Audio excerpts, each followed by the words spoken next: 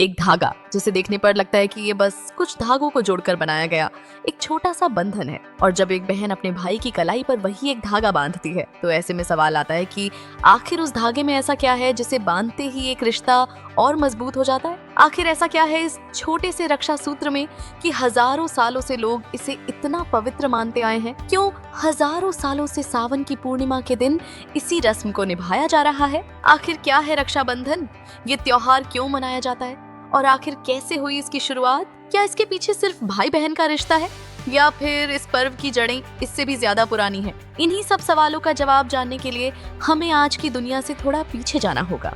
तो चलिए आज जानते हैं कि आखिर रक्षाबंधन क्यों मनाया जाता है और इसकी शुरुआत को लेकर क्या क्या मान्यताएं हैं। दोस्तों, रक्षाबंधन का नाम ही अपने आप में इसका अर्थ बता देता है, रक्षा का बंधन। लेकिन यहाँ एक बात समझना जरूरी है, आज हम राखी को मुख्य रूप से भाई बहन के त्योहार के रूप में जानते हैं, लेकिन प्राचीन परंपराओं में रक्षा सूत्र का अर्थ केवल भाई की कलाई पर बहन द्वारा धागा बांधना नहीं था। रक्षा सूत्र का इस्तेमाल शुभ कामना, रक्षा, मंगल और धार्मिक संकल्प के रूप में भी किया जाता था। यानी इसकी जड़ सिर्फ भाई बहन के रिश्ते तक सीमित नहीं मानी जाती, बल्कि इसकी जड़ें भगवान विष्णु के वामन अवतार और राजा बलि से जुड़ती है। पुराणों में वर्णित कथा के अनुसार राजा बलि महान दानी और भगवान विष्णु के भक्त थे। उन्होंने ऐसा यज्ञ किया जिससे उनका प्रभाव तीनों लोकों तक बढ़ने लगा। देवताओं को चिंता हुई और भगवान विष्णु ने वामन रूप धारण किया। एक छोटे से ब्राह्मण बालक के रूप में भगवान विष्णु राजा बलि के यज्ञ में पहुंचे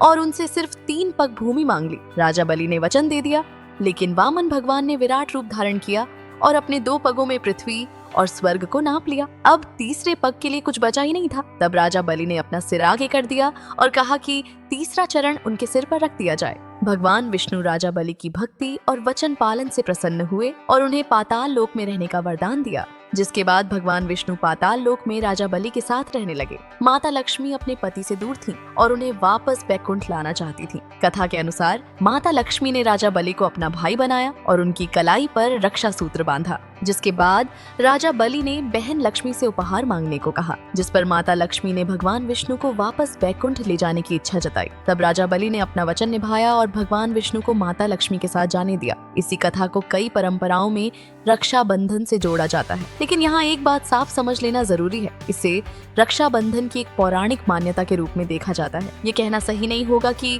ऐतिहासिक रूप से इसी दिन और इसी घटना से रक्षाबंधन की शुरुआत निश्चित रूप से हुई थी। एक दूसरी प्रसिद्ध कथा महाभारत से जुड़ी है। कहा जाता है कि एक बार भगवान श्री कृष्ण की उंगली में चोट लग गई और उससे रक्त निकलने लगा। तब द्रौपदी ने तुरंत अपने वस्त्र का एक टुकड़ा फाड़कर उनकी उंगली पर बांध दिया। श्री कृष्ण ने द्रौपदी के स्नेह को याद रखा और बाद में जब द्रौपदी का चीरहरण किया जा रहा था तब उन्होंने उसकी लाज बचाई। यह कथा भाई बहन के पारंपरिक रिश्ते से थोड़ी अलग है, क्योंकि कृष्ण और द्रौपदी का संबंध रक्त का भाई बहन वाला रिश्ता नहीं था। लेकिन लोक परंपरा में इस घटना को भाई बहन जैसे स्नेह और रक्षा के भाव से जोड़ा जाता रहा है। अब एक और कथा है। कुछ प्राचीन धार्मिक परंपराओं में वर्णन मिलता है कि जब देवताओं और असुरों के बीच युद्ध चल रहा था तब इंद्र की पत्नी शची ने इंद्र की रक्षा के लिए उनके हाथ में एक पवित्र सूत्र बांधा। उस रक्षा सूत्र को विजय और रक्षा की कामना से जोड़ा गया। यानी यहाँ भी रक्षा सूत्र किसी प्रिय व्यक्ति की सुरक्षा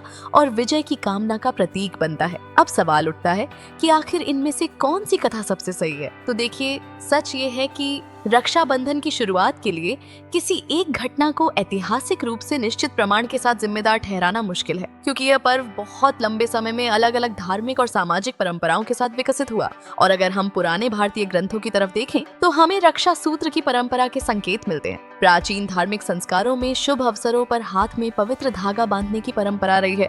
इसे रक्षा, मंगल और संकल्प से जोड़ा जाता था और समय के साथ अलग अलग क्षेत्रों में इस परंपरा के अलग रूप बने। कहीं गुरु ने शिष्य को रक्षा सूत्र दिया, कहीं ब्राह्मणों ने यजमानों की कलाई पर सूत्र बांधा और कहीं यह सामाजिक संबंधों को मजबूत करने का माध्यम बना। यानी आज जिस राखी को हम देखते हैं उसका रूप हमेशा से बिल्कुल ऐसा ही था, ये मान लेना सही नहीं होगा। अब बात उसकी करते हैं जो खास है वो है श्रावण पूर्णिमा की। रक्षाबंधन आमतौर पर श्रावण मास की पूर्णिमा के दिन मनाया जाता है।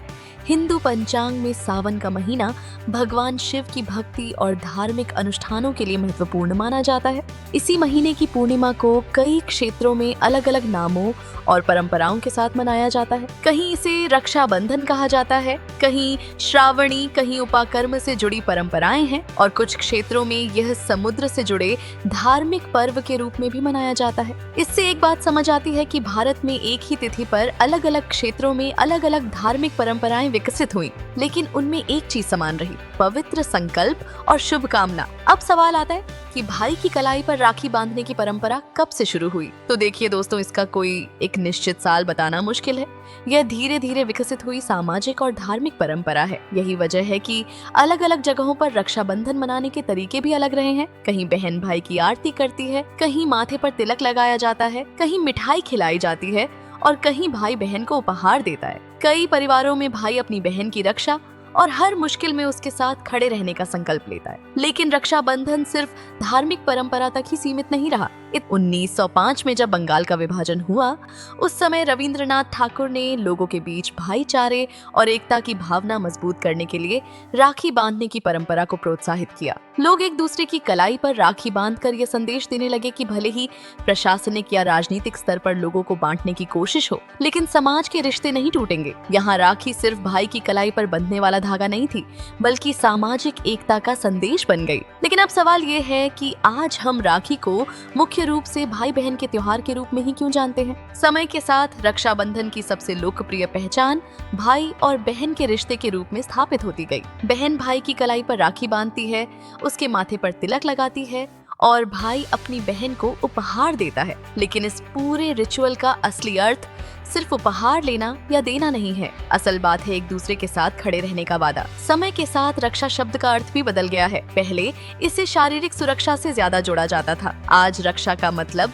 सम्मान, भरोसा, भावनात्मक सहारा और जरूरत के समय साथ देना भी है। यानी रक्षाबंधन असल में भारतीय समाज में मैं तुम्हारे साथ हूँ कहने का एक सांस्कृतिक तरीका भी रहा है। भारतीय परिवार व्यवस्था में भाई बहन का रिश्ता बचपन से ही एक अलग तरह का रिश्ता होता है। बचपन में दोनों लड़ते हैं, एक दूसरे की शिकायत करते हैं, लेकिन वही भाई बड़ा होकर बहन के लिए सहारा बन सकता है और वही बहन भी भाई के सुख दुख में उसके साथ खड़ी रहती है। रक्षाबंधन इस रिश्ते को हर साल एक बार फिर याद करने का मौका देता है। आज भाई बहन चाहे अलग अलग शहरों और देशों में रहते हो, राखी डाक और ऑनलाइन माध्यम से एक दूसरे तक पहुंच जाती है। तरीका बदल गया, लेकिन धागा वही है, भावना वही है और रिश्ते का अर्थ भी वही है। अब अगर आप मुझसे पूछें कि रक्षाबंधन की शुरुआत आखिर कब हुई थी, तो इसका सबसे ईमानदार जवाब यही होगा कि रक्षाबंधन किसी एक दिन पैदा नहीं हुआ। ये सदियों के दौरान विकसित हुआ और शायद यही वजह है कि भारत के अलग अलग हिस्सों में इसकी कहानी थोड़ी अलग सुनाई देती है।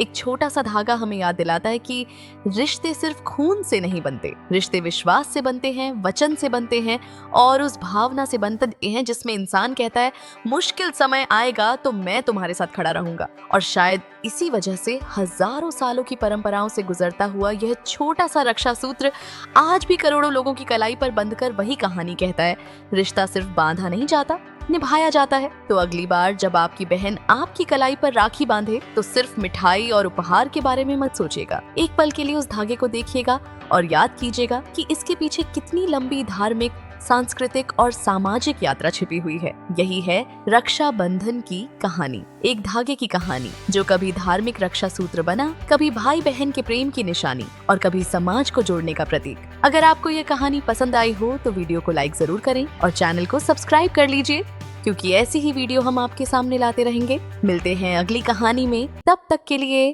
धन्यवाद।